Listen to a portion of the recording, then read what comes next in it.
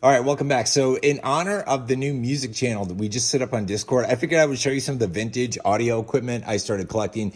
Those of you that have been watching my channel for a while, probably remember I said it was late summer. I started collecting some vintage audio equipment. Right now, we are looking at a vintage Teac reel-to-reel deck. I'll take you through a couple of things that I purchased, and these are super cool. So, this is a Teac X-2000R. This was, as far as I can tell, the last model of reel-to-reel deck that Teac actually manufactured. It would have been late 70s, early 80s. So this guy that we're looking at right now is 45 years old. That makes me feel old. So it does. Man, it's crazy. But this is from back in the era when they made stuff to last, when it was manufactured in Japan, Malaysia, sometimes Taiwan, very good quality stuff. This is meant to last a lifetime plus. And, the only things that really go wrong with this is like sometimes the belts need to be replaced. You gotta put some new lube on some of the gears and pulleys and stuff. But it's a solid machine. I actually got two of them. I got one that just came in the other day, sitting on the floor. I got to set that thing up and put it through its paces. But this is super cool, and I love reel to reel. I'll take it through a couple stuff. You see, I've got a bunch of of old reel tapes. So some of these are still sealed in the bag from the manufacturer. These things were made like in the late 70s, early 80s. This is crazy stuff. They actually, for some of these, I think it was for the Maxell tapes, they actually used whale blubber to actually use for some of the coating on the back of these things. So it's pretty crazy. I don't even know if you'd be allowed to do that these days, but the Maxells have held up really good over the years. Some of the other brands of reel-to-reel tapes, like I think Ampex, they suffer from what's called sticky shed syndrome. So some of the components of the tape actually have a tendency to break down. You got to actually bake them in a low temperature oven to get them back to a playable state. And then it's only, I think, kind of temporary, but I'm not an expert on that. But anyway, so this is a pretty cool thing. I grew up, my dad had a Teac, a reel-to-reel deck when I was a kid, and he used to play like Montavani, classics, Elvis, all that kind of stuff. I remember as a kid, he had this. He used to be a radio DJ, and I remember when I was a kid, I'd go into the radio station with him a couple times. I remember getting soda out of the vending machine in a glass bottle, which is super fun. And he had reels, that he'd play at the radio station. So he had one at home, and he still has his. So someday I'll probably inherit it, which would be super cool. But for the time being, I got what I wanted. I wanted the latest model of the Teac, the last one they came out with, because it'll be the newest with the most features. And that's what the Teac X-2000R is. Now, there might be decks out there that, from Teac that are better with more features. I'm not a super expert, but this is a ton of fun. And YouTube, if I play too much of the music, they're gonna blacklist the video. I won't be able to play. I tried to make a video a couple weeks ago actually, and they're like, you can't play this, is copyright protected everywhere. But it's super fun.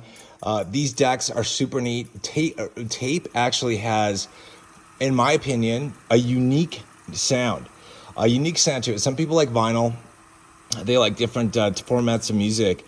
But tape, in my opinion, has its own sound to it. And I think it's actually pretty cool. I think it's very neat to listen to.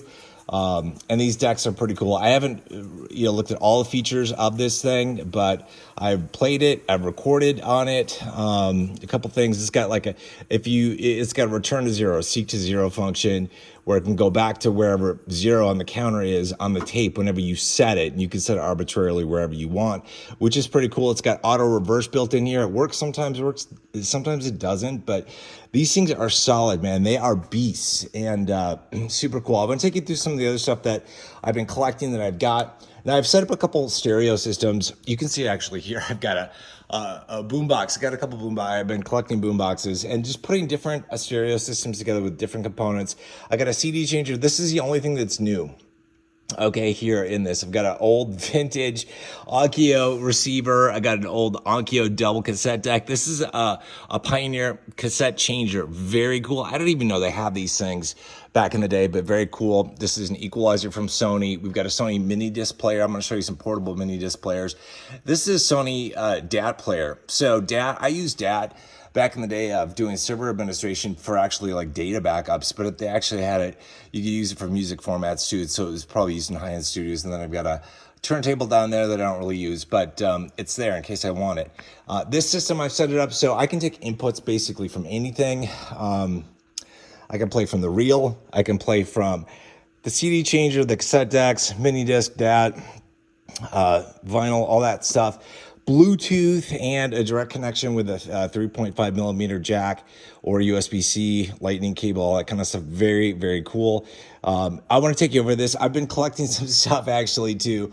That's kind of fun. So I've been collecting kind of the history of music from my perspective as I've grown up and how things have changed. So like I collected from eBay a couple cassette players, the Walkmans, very, very cool stuff.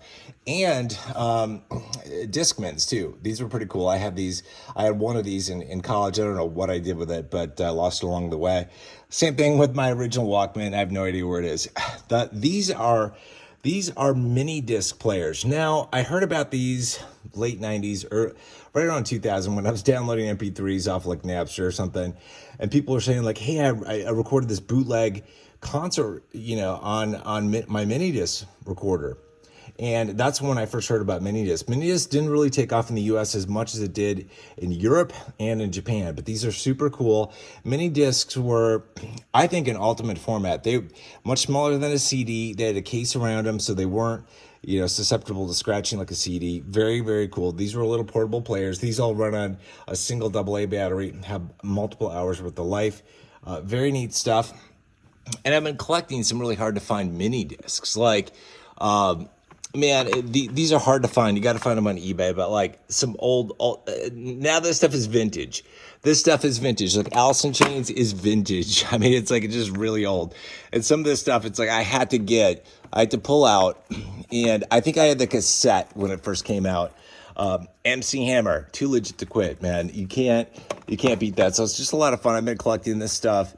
And I don't know, it's a ton of fun. Some people have curio cabinets. I've started setting this up. So this is my getting old curio cabinet. So this is just like we have an array of like different cassette tapes that came out from Sony and Memorex, TDK, Maxell. Just kind of fun stuff to have out there. Anyway, a lot of fun. I've been having a ton of fun with this stuff, just kind of reliving some of the history of music and the stuff that I've used over the years. And it's just kind of cool. It's just kind of cool to see and kind of cool to use. I'm teaching my son how to use this stuff. And I even taught him like how to actually thread the tape from reel to reel, which is super neat. And it's just something that for him, like very few of his peers like are ever going to have ever used anything like this. You like younger kids now, like even if somebody's like in their early 20s, right? They never had access to a Walkman. They had no experience with cassettes, right? And even CDs, by the time they were like in their teens, like we were already into the moving into MP3s and then like putting MP3s on iPods and then eventually streaming. And so this is like, from my perspective, the stuff I've been collecting is sort of like the history of music and musical players throughout the years that I've been around and that I remember. So it's just kind of fun. This is the pride and joy though. This is the most expensive unit of the things that I've collected. This thing, it was, like a 2,000, maybe 3,000 off of eBay. I think it was like closer to 3 with shipping. So there's definitely, but this thing is a heavyweight and it definitely, it's built well. I think I don't remember. I have to look if this is built in Japan or Malaysia or Taiwan, but this is, like I said, when they made things to last, right? And now they don't. Now everything, you buy a dishwasher, you buy a washer, dryer, an oven or whatever.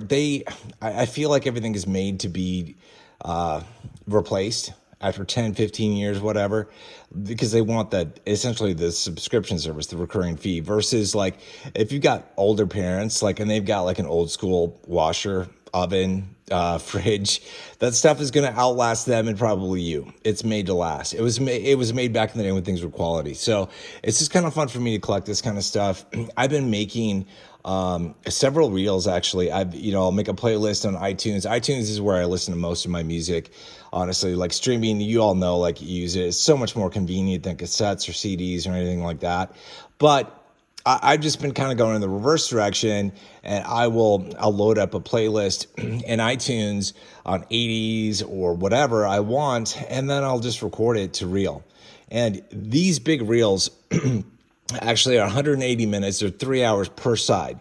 And so you can, you record in one direction, it's like, but then you can also record in the other direction.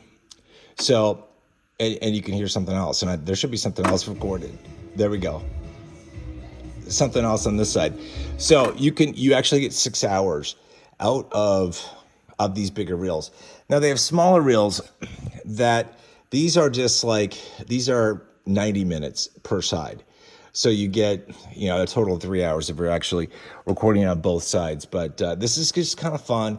My next step, my final stage, this house has like zones where I can like stream music and stuff from different platforms and like from my phone and stuff. But what I'm going to do is I have to bring the AV guides because the system this year, I don't know how to set up. It's like an advanced system. But what I'm going to do is I'm going to set it up so everything comes in through here, right? And through the stereo, right? So it's like I can Bluetooth to this, right? I can plug in like an iPhone to, through a lightning cable, or a 3.5 millimeter jack, or from any of these sources, right? And then what I want to do, I already bought this, is a Bluetooth transmitter to actually take the output from this and send it to the main system that can play in any zone of the house and outside. So it'll be cool. So I will be able to take my reel-to-reel deck, which is 45 years old, before anybody even thought about streaming or Bluetooth. I will be able to play an 80s mix from this thing, 6 hours worth of it, and stream it outside or wherever I want through the newer system, which is super cool. So I'm looking forward to having that set up. That'll probably come this summer, maybe late spring or something. I'll get the AV guys out here to help me hook that up. But that'll be a ton of fun. Again, this is something this is like, as you get older, like I've gone through a couple midlife crises. I feel a crisis. I feel like since I, past the age of 40, and this is like my second or third one. But this one was the most constructive. Like some of them are destructive. Like you do some things in your life, you're like, yeah, that wasn't such a good choice. The last one I had, I bought a bunch of vehicles like Porsches and stuff. This one, I decided to buy music stuff. So this is super fun. And hopefully this stuff will last a number of years. I would like my son to be able to, when he's older, to inherit this stuff and to still have it be working. I mean, that would be absolutely amazing. Like by the time he's like 30, 40, this stuff, like, 20 some years from now, 25 years from now, let's just say, this thing is going to be 50 years old. That is very old. Like, if you think about it, like the technology that's 50 years old. Anyways, it's kind of cool. I want to share this with you guys. This is in honor of the music channel that was just created on Discord. And I figured, well, let's shoot this video. Let's show some of this stuff. I just talk about it because I had brought it up initially, like I think late last summer, that I was starting to do some of this stuff. So it's just kind of fun to have this kind of stuff. Anyway, I hope you guys are doing well. Yeah, and this isn't an investing video, obviously, but I've been watching, everything, and it's like maybe we'll be heading off to alt season soon. I don't know. That's what I'm hoping. I know you all are too. And then you guys can all buy whatever it is that you want. Hopefully, like that's reasonable, because hopefully we'll all do really well in the trust. All right, take care, guys.